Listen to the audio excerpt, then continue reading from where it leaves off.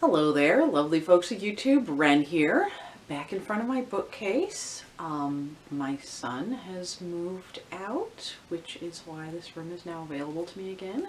It's kind of bittersweet. So, he's an adult, so it's not like, oh my gosh, I'm seeing him we're going to a movie together tomorrow, so it's fine, but my baby's moved out. So anyway, I have this space back again. I have mixed feelings about that, but there it is.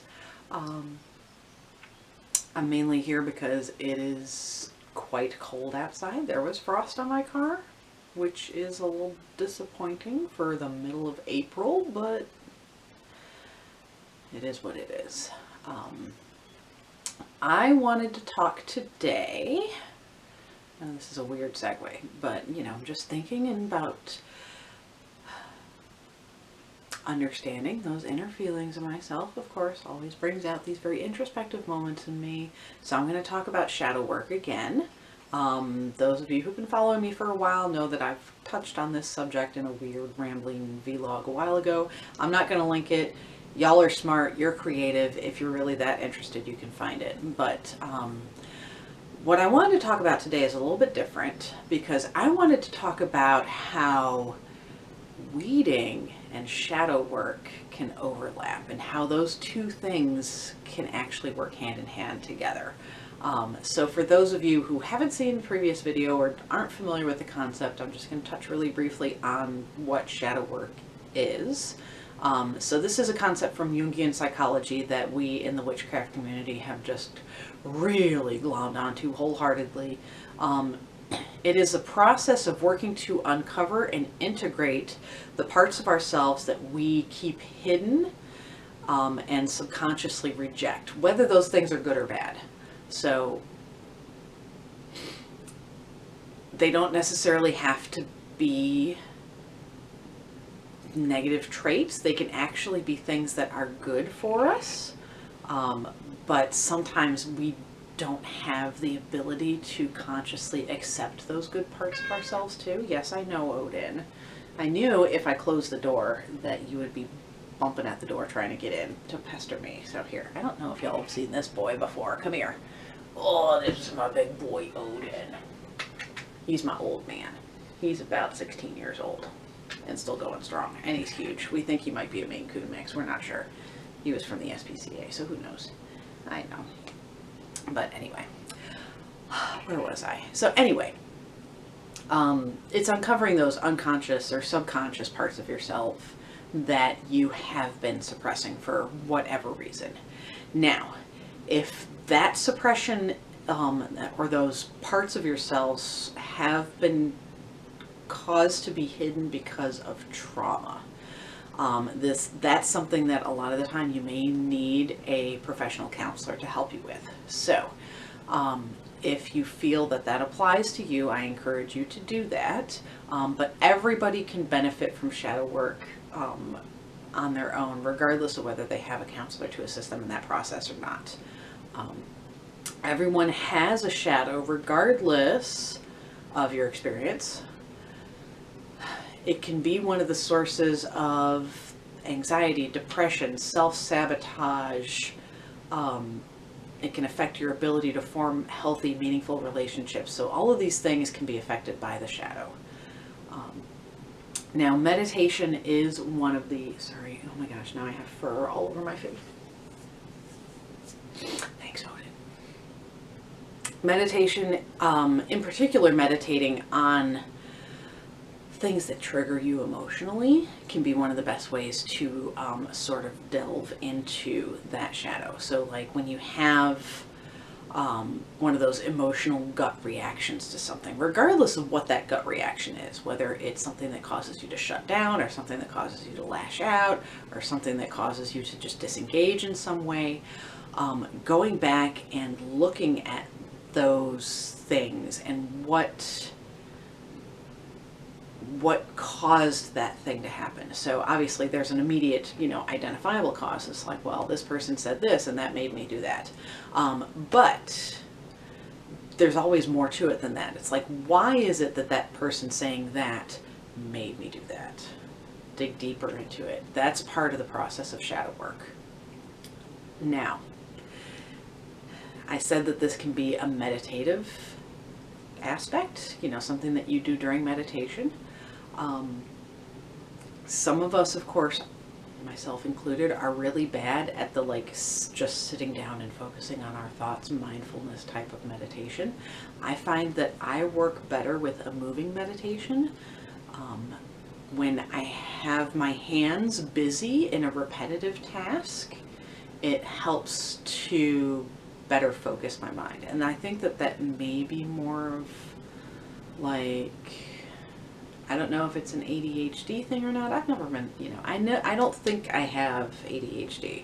I'm not going to self-diagnose myself, but I know that I think better when my hands are doing something. I have to physically take notes in class because my hands writing the thing out is a necessary component for me to remember something. I think better when I'm doing something with my hands. I can really focus on what's going on in my head if I'm doing crochet work, or if I'm, you know, whatever it may be, or weeding. Weeding is what I have found to be one of the best moving meditations that help me with shadow work. So not only is it helpful for keeping me focused, just having that repetitive task that I'm doing helps to kind of bleed out some of that energy that helps my mind stay better focused on what I'm thinking on. But there's also the symbolic action of weeding, which is just uncovering and uprooting these things that are not in my garden's best interests. It triggers a similar process in my own consciousness. It's basically a form of sympathetic magic. It's, you know, just as I'm separating out the things that I want to grow in my garden, the things that are beneficial to my garden, from those unwanted or aggressive plants that are just kind of trying to overtake the garden, the same way I can kind of, you know, sympathetically then separate out the thought processes that are good and beneficial to me from the things that have been negative or detrimental in my life. Those obsessions, those negative thoughts, the outside influences that were given to me as a child, those messages that I absorbed deep into my psyche, just being able to tease those apart and identify, what do I need to keep and what do I need to work out. I think that that's a really, that symbolic action of weeding really seems to help me in sort of being able to do that symbolic shadow work as well. So, weeding, shadow work is not just something that you can do once or twice and then you're like, cool, I've done it, I never need to do it again. You need to go back over and over and over and over again, because those things that you think you may have uprooted, turns out they have deeper roots than you thought.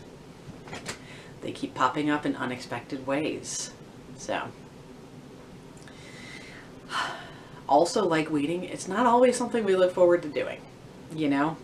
It's one of those things where there are some days where I'm like, yeah, I'm going to go out and do my weeding. It'll be great. And there are other days where I'm like, ugh, why do I have to do this weeding? I really want to do all these other things.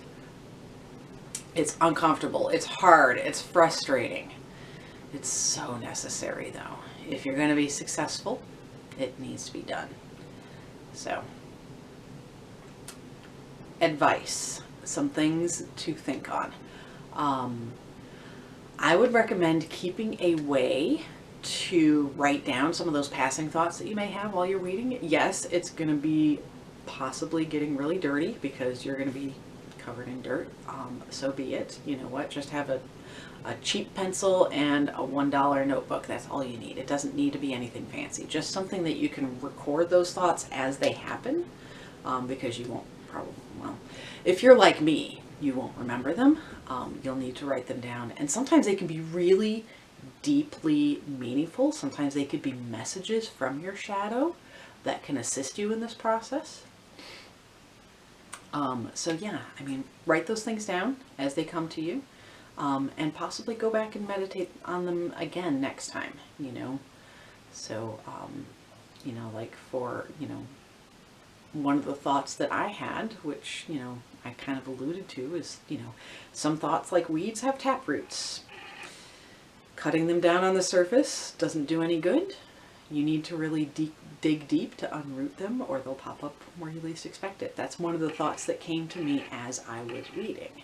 So, yeah, I feel like writing those things down and being able to remember them and go back and revisit those ideas is a really important part of this process as well. So get yourself a way to record those thoughts. Another idea, another thought on what can assist you in this process, if you're interested in the tarot, thinking about key 7 in the tarot, which is the Chariot card. That is a symbol for shadow work. When you think about that, the Chariot, basically you have the charioteer who, you know, has all the symbols of success and divine will, and he is guiding these two sphinxes, one light and one dark. And the sphinxes are like, they're oriented in such a way that they look like they would go in opposite directions. But just through the sheer force of will, he's keeping them focused and moving them forward. And that is also a symbol for shadow work as well, because you're looking at the conscious and the subconscious being harnessed together and focused on moving forward rather than pulling yourself in opposite directions and not making any progress. So anyway, that basically summarizes what I have. So for those of you who have gardens, you know, think about using your time while weeding as a way to sort of dive deep into your own thought process and, you know, rooting out those things that aren't part of the cohesive whole that is yourself. So anyway, that's all I have for you today. I hope this video finds you well, and I will see you again soon.